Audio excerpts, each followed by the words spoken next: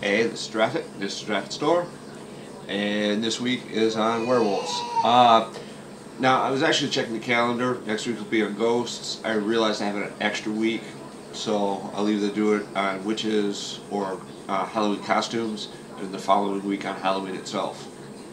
But getting back to the subject at hand, werewolves. Um, Now I've tried this video twice or before to try to get it, to gel properly, be it, Wikipedia and all the myths and everything.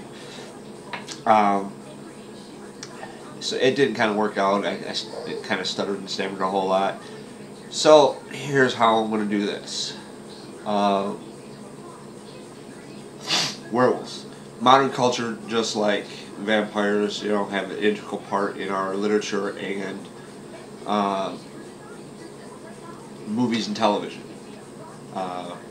Classic example being with movies, The Howling, the Twilight Saga, which is, cross-gen, being the fact that it's, teen book with the movies, that the girls love so much, teen girls love so much, and their moms. You also got the Underworld series with, Kate Beckinsale playing Selena the Vampire, and the battle between the werewolves and the vampires and the lichens, or werewolves. Then you had like Universal's back in the 30s with Frankenstein, Dracula, and the Wolfman. Starred Lon Chaney Jr. And another aspect. Now, in the previous ones I've gotten the name mistaken. Which we have horror hosts that host Saturday afternoon or Friday, Saturday night horror movies, horror and sci-fi movies. Here in Detroit, it's Wolfman Back. I want to say it's the Boston area or Philadelphia. I might be mistaken on which one.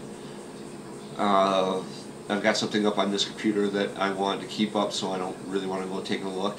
But you have Penny Dreadful and her sidekick Guru. And a number of other ones that are werewolf based throughout the country. And if you're in a specific area, I wholeheartedly love this type of stuff, especially horror movies, B-grade horror movies and sci-fi. Check your area and find out where. Another good place to look is Monster TV. I'll put a link down at the bottom. And my exception to this, I'm just putting this out. This is stuff that, if I had more time in the day, maybe another computer, or had a clone, I would do all of this stuff and let my daily life be taken care of by whatever. But it ain't possible. But I do love werewolves. I actually loved them since I was a kid, reading old skinwalker stories from Indian legends here in Michigan. My parents had, kept us I can't say well read, but had books on a lot of different subjects that we could read if we wanted to. And ghost stories and werewolves and that stuff kind of really, really interested me.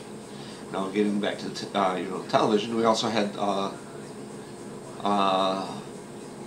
one on when Fox actually started back here in Detroit back about 30 years ago, give or take a couple of years. One of their first shows was Werewolf, which I repeatedly watched because I thought it was a cool show for the time period. And it was cool. Okay, now we get back to the legends. Now the mistake most people make is, just like the vampire, is that with the werewolf, that silver has something to do with it. Like the vampires, like I stated last week, there's certain myths that didn't exist before a specific time. And with the werewolf, it was before the 19th century. There was nothing in past myth and lore that ever encompassed silver and what silver did to it until a story that was written in the 19th century, and then it became modern folklore, which, you know, bear with me, like movies like Silver Bullet, and like I said, The Howling, and a number of other books and books and movies. You know, silver has encompassed, you know, what could kill a werewolf. Now, there's a bunch of different ways that, unlike vampire, where they specifically stress, and both, the reason why I'm talking about last week's vampire with this week's werewolf is actually some of the myths actually intermingled. That werewolfism was actually an undead condition, not a live condition, like the movies today portray.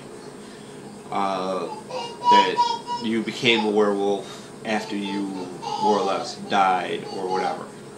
A couple ways to cure werewolfism, though, or lycanthropy, was wolfsbane, surgery, exorcism, and the ancient Greeks and Romans believed in the power of exhaustion, or making the person get exhausted so that it, you know, stopped. It's something that's, you know, been around for, you know, millennium, it seems. It's just like vampire stories of one form or another. Norse mythology, the berserkers were linked to werewolves in, you know, one sense or another. Like I said, in these videos, I'm not going to get in depth and, you know, go over and read all the history and stuff. I'm just doing this. Hey, I'm not an expert, like I've stated before. It's just a vein of something that I'm interested in. Now, the difference is with the werewolves and the vampires, where vampires have come into a cultural phenomenon of their own, where they got subcultures with either psychic vampires or people believing they are vampires. Outside of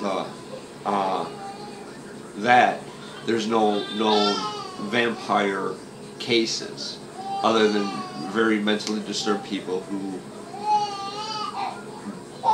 do and kill people in the belief that they're a vampire. There's actually no modern sightings of vampires in first world countries. They're in, like I stated before, and it's probably because of the embalming techniques. The fact that dead rising was, you know, mistake of not having the technology to see that the person wasn't dead, buried them alive, and then they woke up. So with the embalming techniques, when you know, take the blood out and put it in the embalming fluid, you're now killing the person without them, you know. So a lot of those myths have disappeared, and stories have disappeared. But with werewolves, they have not. I have up on this computer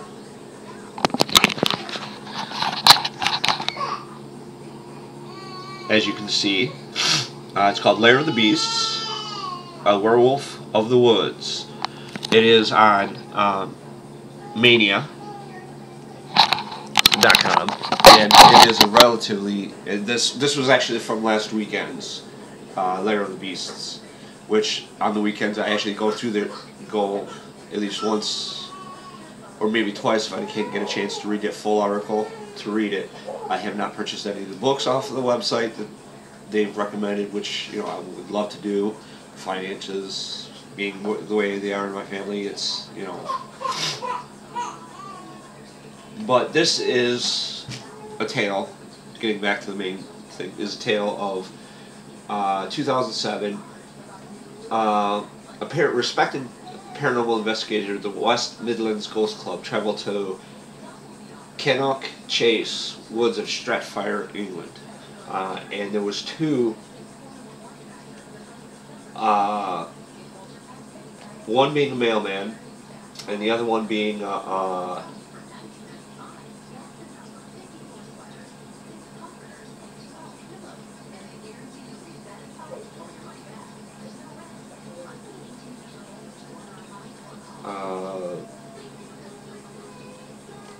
the next witness to come forward. It was Nick. Well, I won't use names, but the one guy was a mailman who was riding past the cemetery on a motorbike when he came spellbound by the sight of what at first assumed a large wild wolf on the loose. So to make this story more interesting, Great Britain, wolves have not been running wild anywhere in Britain during the first decade of the 21st century. Plus, wolves are very much pack animals, but the werewolf of the German cemetery seems to be a solitary beast. So, getting back to what I was going to talk about, there's no wild wolves in Great Britain anymore. They've actually been pretty much hunted to extinction. In Great Britain, it's pretty much, either if somebody's got a pet or private collection or in a zoo that there's any more wolves.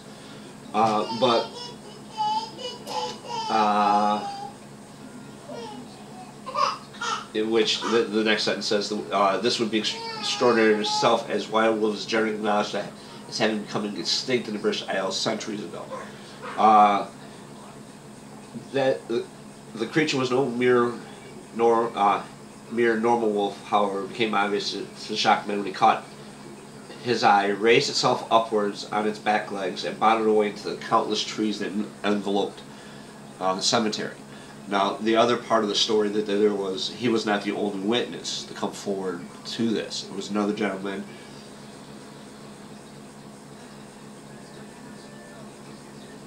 was a local scout leader who was walking around the cemetery when he experienced something similar.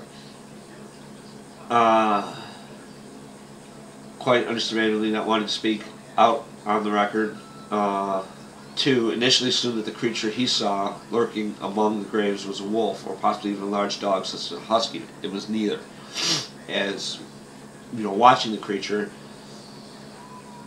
he realized the animal was large and seemingly running wild. The man slowly, carefully retreated to the safety of his car slamming door. At one point, hearing the noise, the beast rose up on its back legs to an incredible height of around 7 feet, no less, and raced off into the heart of the woods. Shocking encounter was over. The controversy how it existed was just getting started. Now, the other thing is, there's catacombs underneath this particular cemetery, and pretty much throughout most of Europe you can find catacombs somewhere.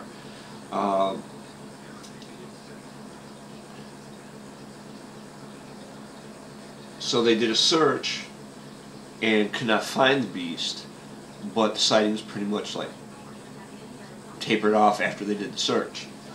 Now, there's been, stories like this, not just in Great Britain, but other places about werewolves.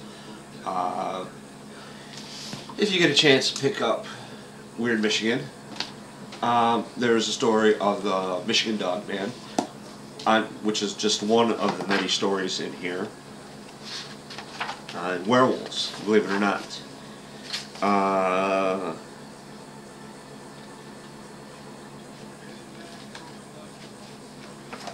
Which I will go to.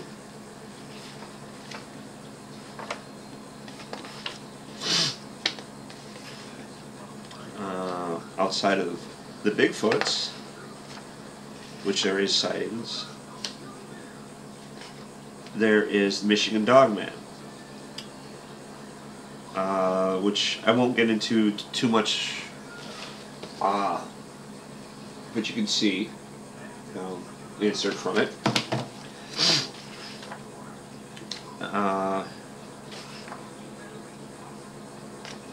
And there was another one. Werewolves of Detroit. So, I mean, even Detroit and Michigan, my home state and my birth city, have legends of werewolves.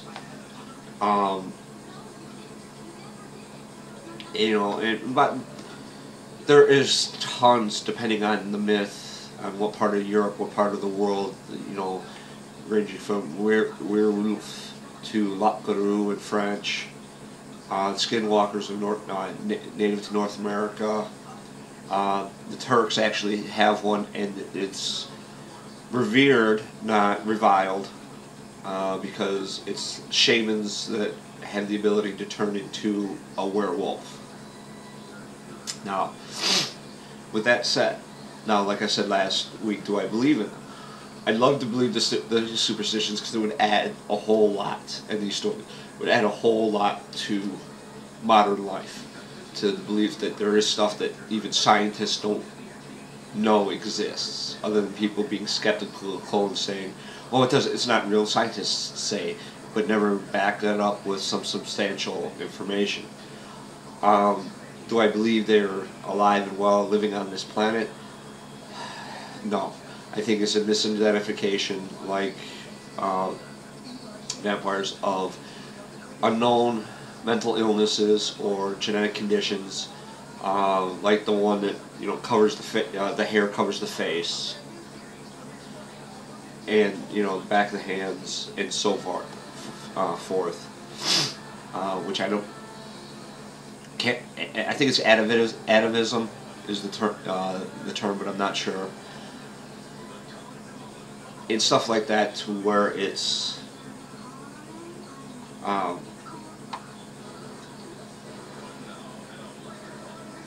come into a myth because of it.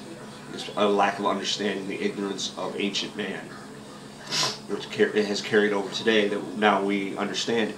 That doesn't mean that it couldn't have existed in some other way. Just doesn't. Okay, now do I believe they're real? Just like the vampire, yes I do, but not in the sense of some supernatural force creating a man into a beast. It could be a planet somewhere that, like I said, we're too far away for us to see with a telescope and satellites, that they are a species that grew to man-like status with lupin, or dogs, as the dominant over ape. Now, with that, I am going to go, and we'll find some stories like I did on this Mania one. Hopefully, and I know they do have someone finding, you know, past ones on ghosts for next week. And like I said, Halloween week, it's on Halloween and Los Moritos, the Day of the Dead. With that, this is Draffet. This is Draffet Store saying, ha, ha, woo, fun.